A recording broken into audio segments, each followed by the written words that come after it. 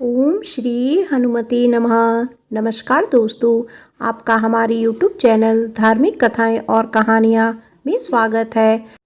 आज मंगलवार के दिन सुनिए हनुमान जी की व्रत कथा। व्यास जी ने कहा, एक बार नैमिषारण्य तीर्थ में 80,000 मुनि एकत्र होकर पुराणों के ज्ञाता श्री सूत जी से पूछने लगे, हे महामुनि, आपने हमें अनेक पुराणों की कथाएं सुनाई हैं। अब आप कृपया करके हमें ऐसा व्रत और कथा बताइए जिसके करने से संतान की प्राप्ति हो तथा मनुष्यों को रोग शोक अग्नि सर्व दुख आदि का भय दूर हो, क्योंकि कलयुग में सभी जीवों की आयु बहुत कम है। फिर इस पर उन्हें रोग चिंता के कष्ट लगे रहेंगे तो फिर वह श्री हरि के चरणों में अपना ध्यान कैसे लगा सकेंगे। श्री सूत जी बोले, हे मुनियों, आपने लोक कल्याण के लिए बहुत ही अच्छा प्रश्न पूछा है। एक बार युधिष्ठिर ने भगवान श्री कृष्ण से लोक कल्याण के लिए यही प्रश्न किया था। भगवान श्री कृष्ण और युधिष्ठिर का संवाद तुम्हारे सामने कहता हूँ, ध्यान देकर सुनो।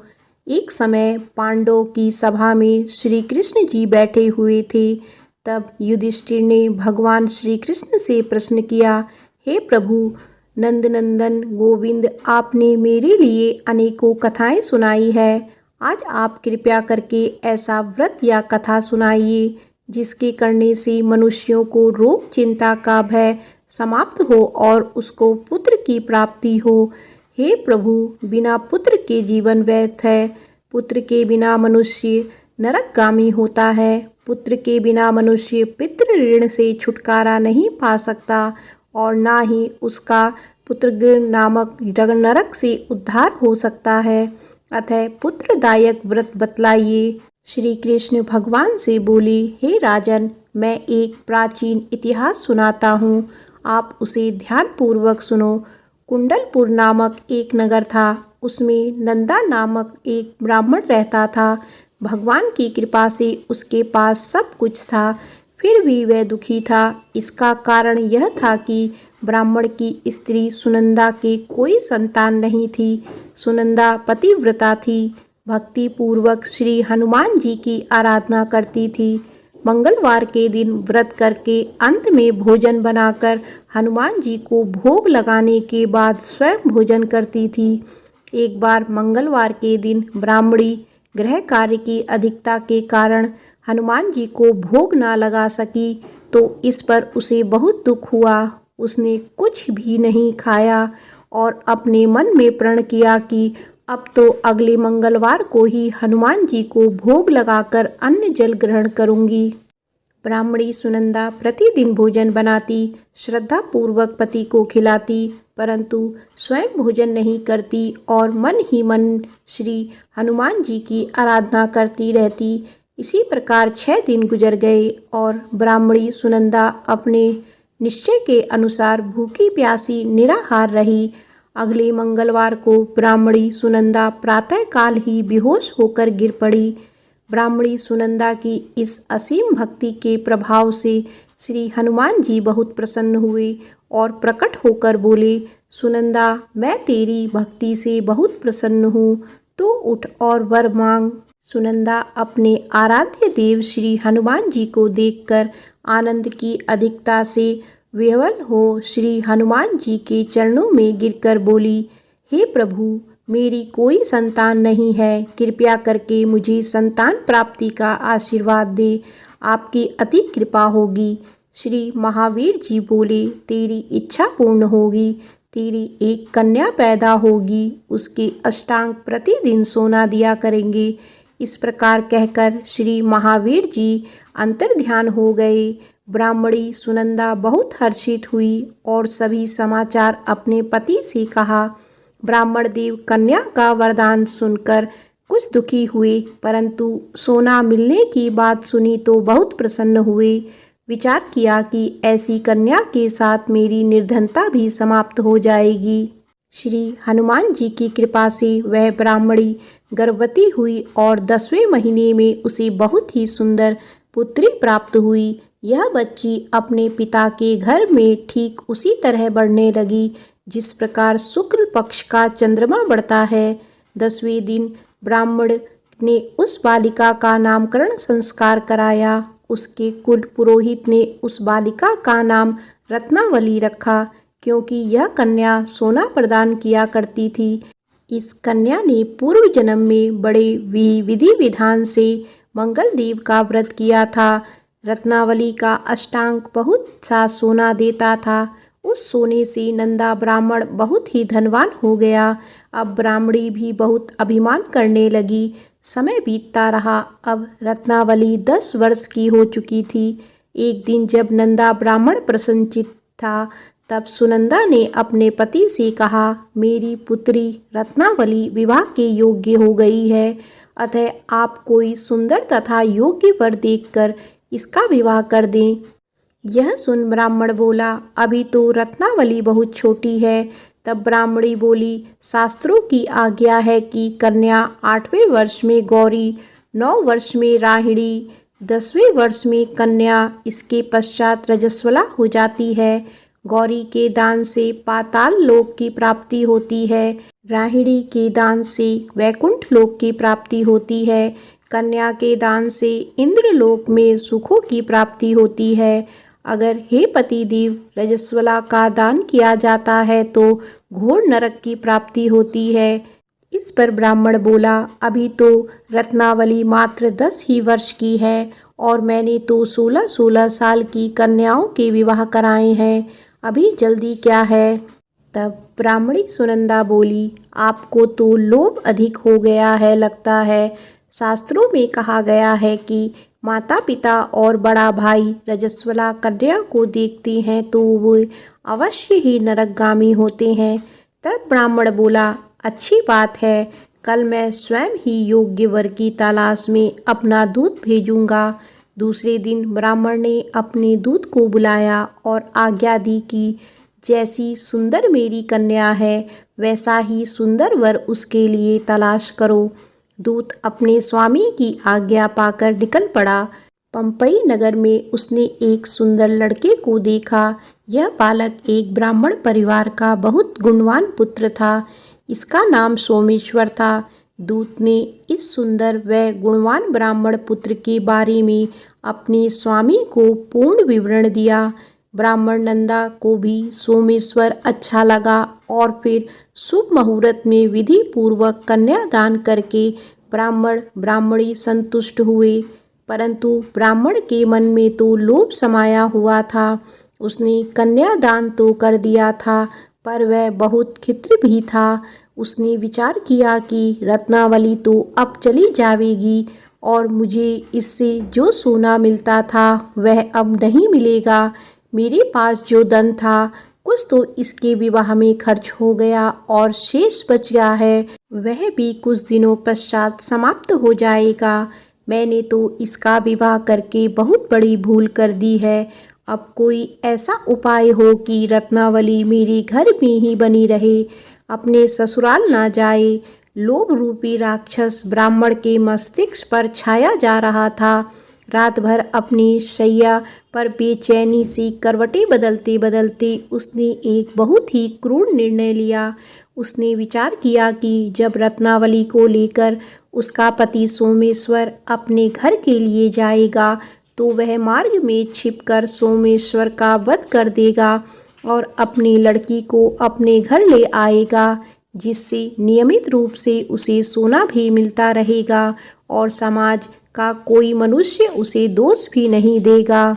प्रातःकाल हुआ तो नंदा और सुनंदा ने अपनी जमाई तथा लड़की को बहुत सा धन देकर विदा किया। सोमेश्वर अपनी पत्नी रत्नावली को लेकर ससुराल से अपने घर की तरफ चल दिया। ब्राह्मण नंदा महालोभ के वशीभूत हो अपनी मति खो चुका था। पाप पुण्य को उसे विचार ना रहा था। अपने भयानक व क्रूर निर्णय को कार्य रूप देने के लिए उसने अपने दूत को मार्ग में अपनी जमाई का वध करने के लिए भेज दिया था, ताकि रत्नावली से प्राप्त होने वाला सोना उसे हमेशा मिलता रहे। और वो कभी निर्धन ना हो। ब्राह्मण के दूत ने अपने स्वामी की आज्ञा का पालन करते हुए उसके जमाई सोमेश्वर का मार्ग में ही वध कर दिया। समाचार प्राप्त कर ब्राह्मण नंदा मार्ग में पहुंचा और रुदन करती अपनी पुत्री रत्नावली से बोला, हे पुत्री, मार्ग में लुटेरों ने तेरे पति का वध कर दिया है। भगवान की इच्छा के आगे किसी का कोई वश नहीं चलता। अब तू घर चल, वहाँ पर ही रहकर शेष जीवन व्यतीत करना। जो भाग्य में लिखा है वही होगा। अपने पति की अकाल मृत्यु से रत्नावली बहुत दुखी हुई। करुणा क्रंदन व रुदन करते हुए अपने पिता से बोली, हे पिताजी, इस संसार में जिस स्त्री का पति नहीं है उसका जीना व्यर्थ है। मैं अपने पति के साथ ही अपने शरीर को जला दूंगी और सती होकर अपने इस जन्म को, माता पिता के नाम को तथा सास ससुर के यश को सार्थक करूंगी। ब्राह्मण नंदा अपनी पुत्री रत्नावली के वचनों को सुनकर बहुत दुखी हुआ। विचार करने लगा, मैंने व्यर्थ ही जमाई वध का पाप अपने सिर ले लिया। रत्नावली तो उसके पीछे अपने प्राण तक देने को तैयार है। मेरा तो दोनों तरफ से मरण हो गया। धन तो अब नहीं मिलेगा। जमाई वध के पाप के फलस्वरूप यम यातना भी भुगतनी पड़ेगी। यह सोचकर वह बहुत दुखी हुआ। सोमेश्वर की चिता बनाई गई। रत्नावली सती होने की इच्छा से अपने पति का सिर अपनी गोदी में रखकर चिता में बैठ गई। जैसे ही सोमेश्वर की चिता को अग्नि जलाई गई, वैसे ही प्रसन्न हो मंगलदेव वहां प्रकट हुए और बोले, हे रत्नावली, मैं तेरे पति भक्ति से बहुत प्रसन्न हूँ, तू वर मांग। रत्नावली ने अपने पति का जीवन दान मांगा। तब मंगलदेव बोले, रत्नावली, तेरा पति अजर अमर है, यह महान विद्वान भी होगा और इसके अतिरिक्त तेरी जो इच्छा हो वर मांग। तब रत्नावली बोली, हे ग्रहों के स्वामी, यदि आप मुझ पर प्रसन्न हैं तो मुझे वरदान दीजिए कि जो मनुष्य मंगलवार के दिन प्रातःकाल लाल पुष्प लाल चंदन से पूजा करके आपका स्मरण करे, उसको रोग व्याधि ना हो, स्वजनों का कभी वियोग ना हो, सर्प अग्नि तथा शत्रुओं का भय ना हो। जो स्त्री मंगलवार का व्रत करे वह कभी विधवा ना हो। मंगलदेव तथा अस्तु कहकर अंतर्ध्यान हो गए। सोमेश्वर मंगलदेव की कृपा से जीवित हो उठा। रत्नावली अपने पति को पुनः प्राप्त कर बहुत प्रसन्न हुई और मंगलदेव का व्रत प्रत्येक मंगलवार को करके व्रतराज और मंगलदेव की कृपा से इस लोक में सुख ऐश्वर्य को भोगते हुए अंत में अपने पति के साथ स्वर्ग लोक को गई। प्रेम से बोलो पवन पुत्र हनुमान की जय। आइए सुनते हैं मंगलवार व्रत की दूसरी कथा। केशव दत्त नाम का एक ब्राह्मण था जो अपनी पत्नी अंजनी के साथ ऋषिनगर गांव में खुशी से रहता था। गांव के सभी लोग ब्राह्मण परिवार का बहुत सम्मान करते थे। उसके पास खूब धन संपत्ति थी, लेकिन उसकी कोई संतान नहीं थी। इस कारण दोनों पति पत्नी दुखी थे। पुत्र प्राप्ति के लिए दोनों हनुमान जी की पूजा करने लगे। ब्राह्मण हर मंगलवार जंगल में हनुमान जी की पूजा करने के लिए जाता। पत्नी घर में ही महावीर का व्रत रखा करती थी। दोनों शाम को बजरंगबली को भोग लगाकर व्रत खोलते थे। ब्राह्मण और उसकी पत्नी को हनुमान जी की पूजा करते करते कई साल बीत गए, लेकिन उन्हें संतान नहीं हुई। एक समय आया जब ब्राह्मण निराश हो गया, परंतु उसने बजरंगबली पर विश्वास नहीं छोड़ा। दोनों पति पत्नी विधिवत व्रत रखते रहे। एक मंगलवार अंजलि हनुमान जी को भोग लगाना भूल गई और दिन ढलने के बाद खुद भी बिना भोजन किए सो गई। उस दिन ब्राह्मण की पत्नी ने प्रण लिया कि वो अब अगले मंगलवार को भोग लगाने के बाद ही अन्न का दाना खाएगी। बिना कुछ खाए पिए किसी तरह से 6 दिन निकल गए। मंगलवार का दिन आया और कमजोरी के चलते वे बेहोश हो गई। हनुमान जी अंजलि की निष्ठा देखकर प्रसन्न हो गए। बेहोशी में ही ब्राह्मणी को हनुमान जी ने दर्शन दिए और कहा, पुत्री उठो, तुम हर मंगलवार पूरी निष्ठा के साथ मेरा व्रत करती हो। मैं तुम्हारी भक्ति से बहुत प्रसन्न हूँ। इस बात से खुश होकर मैं तुम्हारी मनोकामना पूरी करने का वरदान देता हूँ। तुम्हें पुत्र की प्राप्ति होगी जो तुम्हारा खूब ध्यान रखेगा। इतना कहकर बजरंगबली वहां से अंतर्ध्यान हो गए। तभी अंजलि उठी और भोजन तैयार करके उसने सबसे पहले हनुमान जी को भोग लगाया। इसके बाद खुद भी भोजन किया। केशव दत्त घर लौटा तो ब्राह्मणी ने उसे पूरी बात बताई। पुत्र वरदान की बात सुनकर ब्राह्मण को यकीन नहीं हुआ और वह अपनी पत्नी पर शक करने लगा। उसने अपनी पत्नी से बोला, तुम झूठ बोल रही हो, तुमने मेरे साथ धोखा किया है। कुछ समय बाद ब्राह्मण के घर एक सुंदर पुत्र का जन्म हुआ। दोनों ने उसका नाम हनुमान जी के नाम पर मंगल प्रसाद रखा। ब्राह्मण को हमेशा यही लगता था कि उसकी पत्नी उसे झूठी कहानी सुनाई है और उसके साथ छल किया है। यह सोचकर वह बच्चे को मारने की साजिश करने लगा। एक दिन मौका देखकर ब्राह्मण कुएं पर नहाते जाते समय बच्चे को अपने साथ ले गया। वहां उसने बच्चे को कुएं में फेंक दिया। ब्राह्मण के घर लौटने पर पत्नी ने उससे पूछा, मंगल कहाँ रह गया? वो भी तो आपके साथ गया था। पत्नी के सवाल सुनकर ब्राह्मण पहले थोड़ा घबराया और फिर बोला कि मंगल उसके साथ नहीं था। तभी पीछे से मंगल मुस्कुराते हुए सामने आया। यह देखकर ब्राह्मण दंग रह गया। केशव दत्त को रात को यह सोचकर नींद नहीं आई कि मंगलदास कैसे घर वापस आया। उसी रात बजरंगबली ने ब्राह्मण को सपने में दर्शन दिए। हनुमान जी ने कहा, मेरा प्रिय पुत्र, यह तुम दोनों का ही बेटा है। मैंने तुम्हारी और तुम्हारी पत्नी की भक्ति से खुश होकर तुम्हारी मनोकामना को पूरा किया था। अपने पुत्र मंगलदास को अपना लो और अपनी पवित्र स्त्री पर शक करना छोड़ दो। सुबह उठकर ब्राह्मण ने सबसे पहले अपने बेटे को गले लगाया, फिर अपनी पत्नी से माफ़ी मांगी। उसके बाद ब्राह्मण ने अपनी पत्नी को बताया कि वह किस तरह उस पर शक किया करता था और मंगलदास को अपना पुत्र नहीं मानता था। ब्राह्मण की पत्नी ने उसे माफ़ कर दिया और तीनों खुशी खुशी एक साथ रहने लगे। प्रेम से बोलो बजरंगबली की जय।